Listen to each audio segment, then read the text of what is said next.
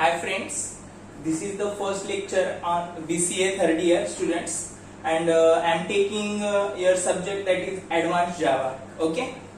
Now we shortly see the history of Java language. That is, Java is a general purpose programming language. Okay. As we seen in last semester, we have learned Java programming. Okay. And Advanced Java is the extended or something advanced version of Java. Okay. In Advanced Java we have to learn about multi-threading programming. Okay. Mostly Advanced Java is depends on multi-threaded programs. Okay. Okay. Now see, Java, I am showing short history about Java. Okay. Java is originally developed by James Gosling.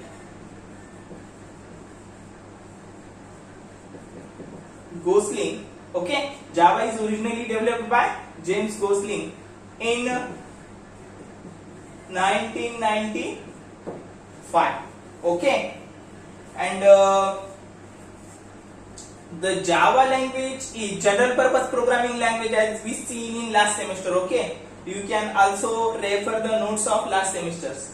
Now Java is general purpose programming language, and this is a class based programming language. Okay. Class based means what?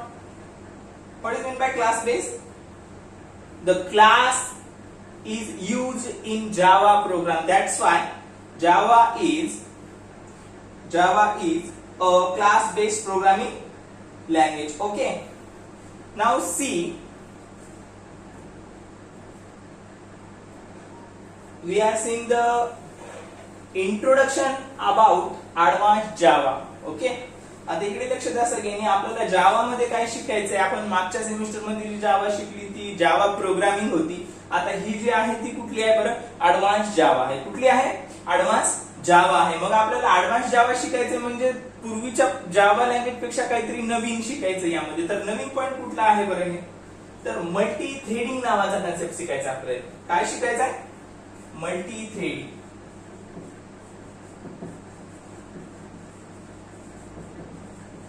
Okay. बघा, आपल्याला या ठिकाणी नवीन point कुठला शिकायचा आहे? Multi threading शिकायचं आहे. Okay. आता मल्टी थ्रेडिंग नावाचा पॉइंट शिकायचा म्हणल्याच्या नंतर दोन नाव आहेत बघा. दोन नावांना यांनी काय केले? एकत्रित केले. आपण दोन नावांना काय करू? डिवाइड करू. ठीक आहे. तर मल्टी नाव वेगळं करू या ठिकाणी आणि थ्रेडिंग नाव वेगळं करू. ठीक आहे. आता multi means what? Multi means many or more than one. Okay, more than one. And what is meant by threading? Threading is a sub process. Okay, threading is what? Sub process. Okay, threading is sub process. Process within process is called as sub process. Okay. बघा, आता programming मध्ये threading आपल्याला वापरायचे म्हणजे काय करायचे? आपल्याला processing कशा असतात, थ्रेड्स कसे एक्झिक्यूट होतात, याचा आपल्याला याच्यामध्ये काय करायचं आहे? स्टडी करायची. बरोबर आहे.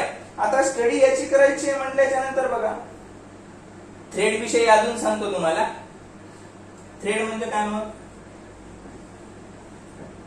सब प्रोसेस, याला सब प्रोसेस म्हणा किंवा लाईट वेटेड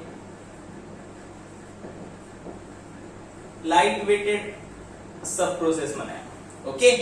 मल्टी थ्रेडिंगला तुम्ही थ्रेडला काय म्हणू शकता? या ठिकाणी तुम्हाला प्रोग्रामिंग मध्ये थ्रेड शिकायचं आहे जास्तीत जास्त. ओके. ऍप्लिकेशन विषयी सुद्धा स्टडी करायची, जे आपण मागच्या सेमिस्टर मध्ये शॉर्ट मध्ये बघितलं. त्यानंतर ॲडव्हान्स जावा मध्ये तुम्हाला जेएसपी विषयी सुद्धा बघायचे. आता फक्त इकडे लक्ष द्यायचं. थ्रेड म्हणजे काय? थ्रेड म्हणजे आपण काय म्हणू शकतो? सब प्रोसेस म्हणू शकतो याला, किंवा याला लाईट वेटेड सब प्रोसेस म्हणू शकतो. Light weighted means what? Small type of process is called as threads. Okay. Process within process is called as threads. Okay. Now see, आता थ्रेड्स काय असतात सांगितलं मी तुम्हाला. सब प्रोसेसेस असतात, लाईट वेटेड सब प्रोसेसेस असतात. Light weighted means what? Small type of processes is called as light weighted processes means threads. Okay. Now see, threads are independent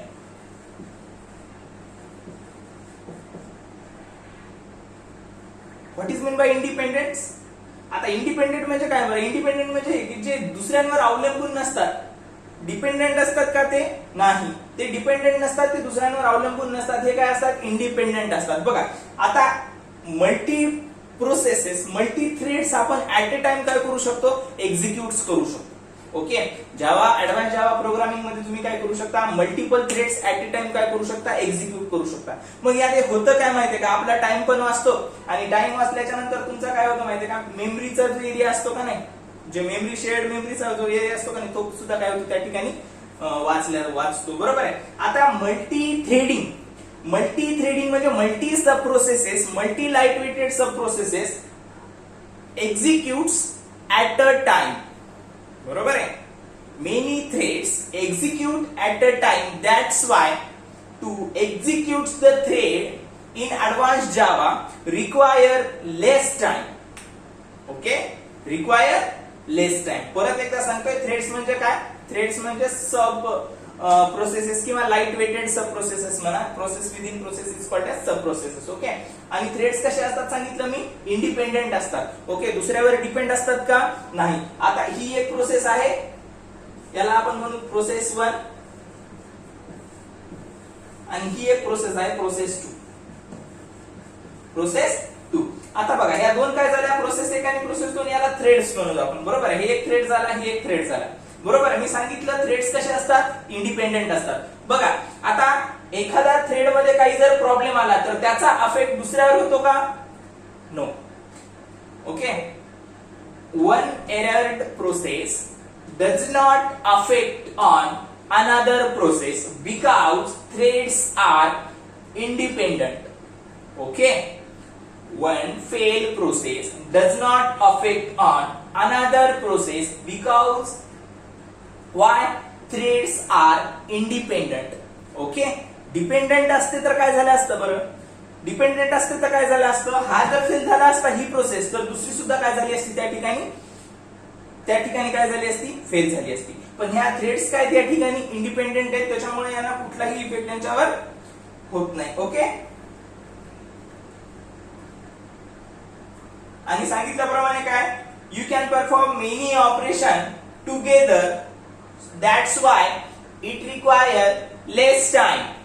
okay, you can perform or you can execute many operation together. That's why it require less time. Okay, now see, आता processes ज्या असतात किंवा threads असतात, हे कोणती memory वापरतात? Okay, बघा इकडे थ्रेड्स यूज शेअर्ड मेमरी.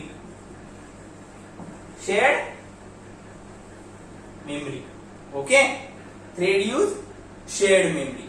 बरोबर आहे. मग शेअर्ड मेमरी यूज करते म्हणल्याच्या नंतर तिथे मेमरी सुद्धा काय होते? या ठिकाणी कमी लागते. कारण का? मेनी प्रोसेसेस आपण काय करतो? ऍट ए सिंगल टाइम आपण काय करतोय? एक्झिक्यूट करतोय. आणि प्रत्येक प्रोसेस काय? इंडिपेंडेंट आहे. प्रोसेसेस म्हणजे काय? या ठिकाणी थ्रेड्स म्हणू शकतो. आणि थ्रेड्स म्हणजे काय? सब प्रोसेसेस किंवा light weighted sub processes. Okay, बर, या प्रोसेस कशामध्ये एक्झिक्यूट होतात बरं? कशा डिपेंड्स असतात?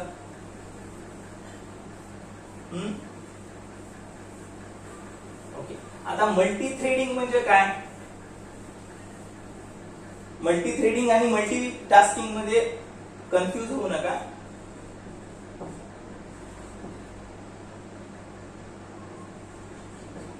Multi tasking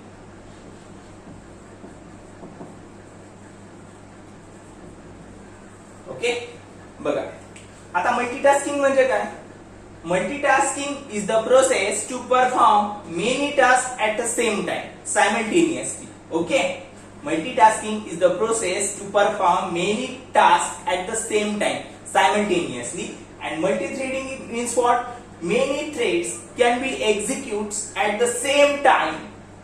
Okay, many threads can be executed at the same time. That's why it is multi-threading. This is the difference between multitasking and multi-threading. Threading means what? Threading is a lightweighted sub-processes, and these threads are independent. Okay, that does not depends on another. Okay, understand? जर काही queries असतील तर तुम्ही तिथे काय करू शकता? Comments करू शकता. आपण आज फक्त इंट्रोडक्शनचा पॉईंट घेतलेला आहे की आपल्याला ह्या गोष्टी यामध्ये शिकायचे, ऍपलेट विषयी सुद्धा स्टडी करायची, JSP अँड सर्वलेट विषयी सुद्धा थोडीशी स्टडी करायची. ठीक आहे.